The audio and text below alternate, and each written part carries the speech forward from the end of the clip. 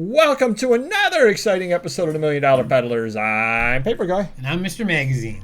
And it's BOLO Saturday. We tell you all, not all, but a lot of the great things that we sold over the last week with the deep dive into the what they are, the why they are, the how you can find them, the why you should buy them. And Mr. Magazine, why don't you take it away before I pass out from the lack of breath? All right, I guess this is something not to buy. It looks really cool. Mars M&M's 2014 color-changing flashing light LCD watch pack out of 2. Well, they did not increase in value over the last 10 years. Well, they did by $1. That's $11.98 total. All right, but you take inflation and eBay fees, you lost money. They do look cool, but I would stay away from them. Yeah, that's unless you're going to wear them. Wow, that's kind of crazy. Yeah, right. It is. Next up, Combat Belt Batman Animated Series Kenner 1992. Ooh, that's a double for you, obviously? It is a double. I have one in my collection, and this one went for $251.72. No one likes a braggart. Sorry about that, but it is cool. It's very cool. See it out there. Now, I guess if it's loose and you know the accessories, because that costume is probably more common. There's probably a bunch of versions of that costume with different accessories. That's what makes it rare. But if you see it out there, that's probably $50 to $100 loose. So that's just a rare one out of the, like, one per case when there were 3 of others or something. Short print. Yeah, okay. For sure. All right, next up, Transformers are popular as well. Issue number 1, Marvel Comics from 1984. Wow. This is a 9.6. Now, originally this was listed at like $400 or $500, and someone made, I think, a $300 offer. So I always double check to see if it's if where they're selling for cheap. Right. Yeah, if it's selling cheaper, and they're selling for like $250 to $350. So I took $300 on this. Now, what's a 9.8 on that now? They were $1,500 to $2,000. So definitely a lot harder to get one of those. I've never got one. 296, yeah. There you have it. Next up, 1989 Topps Football Cello Pack Box, fresh from case. These used to be a couple $100 during COVID. Now they're down to, I took $90. I was asking $110. Now, who's the stars in that? So that would be like, is Thurman Thomas even in there? I think Thurman Thomas is in there. Bo Jackson, like 3rd year. There's not many rare rookies in there because most of them came out of the traded set that year. Oh, okay. Yep. So it's not a pack box by any means. No, definitely not. All right, next up, National Enquirer, March 1960. Mickey Mouse, a big name. Bob Feller, I think they're on the back. Dina Merrill is on the front cover. Now, don't you know somebody that collects Mickey Mantle? Hopefully you should have given him the first. I do collect Mickey Mantle. Unfortunately, I think the lister didn't know that at the time. But again, it took 4 years to sell for $60-something. I think I'd rather have $60-something than an old magazine with Mantle on the back. Well, then again, I guess it was in your collection for 4 years. True. That's a good way of looking at it, yeah. All right. Next up, Boba Fett, Star Wars, The Empire Strikes Back, Kenner vintage figure, 1979.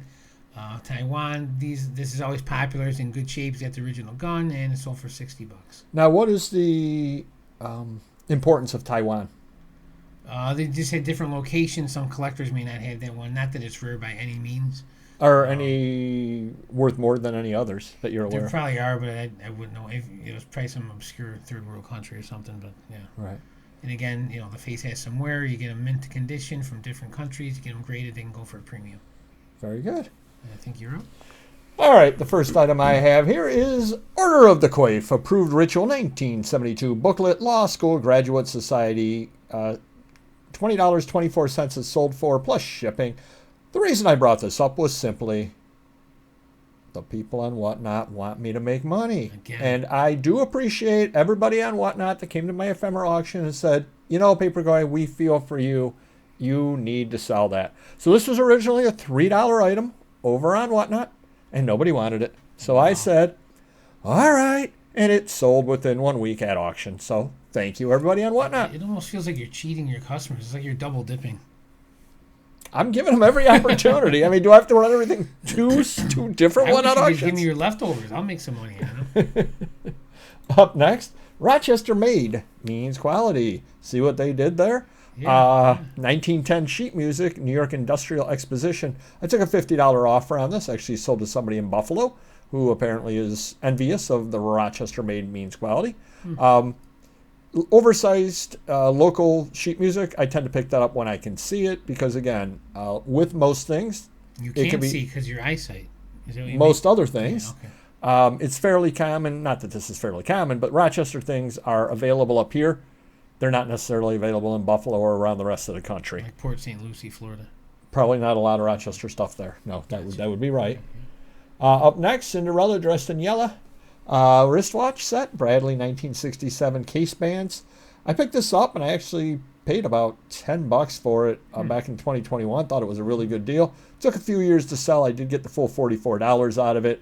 Every once in a while, Paperboy dips into an area where he doesn't know anything about, makes a couple of bucks, and says, "No, I probably won't do that anytime soon." But then again, I turned $10 into 44, so can't argue. I wonder if Spinderella made a wristwatch set. If she did, I'd be wearing it. Oh, cool. Leroy, New York. Public golf course scorecard, 1930s. Coot Weber, Kodak Park. Took a $20 offer on this. The main reason I wanted to bring this up is it doesn't look like anything. It literally is something that you would keep scoring at the golf course. I actually sold 2 different golf course ones. A lot of people will see these out there and just walk right by them. Pick them up. They may take a little while to sell. This took 2 years to sell. But still, it ended up selling along with another one to somebody. Wow. So these kind of things do sell. People do collect golf stuff. Nice. Next up, people also collect photo booth. Photo booth strip. Mildred, because that's the name of the back, says it's Mildred. A woman, 1938, wearing hat and glasses. It is literally folded in half. I got a $20 or sold it for $20, which I'm quite happy with that because literally it's a little strip of photos. Right. Yeah. And finally, this one I thought was very interesting. I sold this to a college student, which I thought was very odd. Foister Photo Company, Chapel Hill, North Carolina, WW2 German camera customer postcard. The reason why I even listed it in the first place is because it's just, I mean, talk about a little bit of history. 1944, so right in the middle of the war. Yeah. The camera you left for repairs is of German make. It is doubtful if repairs can be made. However, there is a possibility. Well, it probably can't be made because they probably can't get parts for it in the middle of the war. Sure. So it's an odd little piece of home front history. It took 2 years to sell, but hopefully, the person that bought it was a college student who was doing some kind of a report. So hopefully it's a nice little addition to the report. They deserve an A if the professor is watching.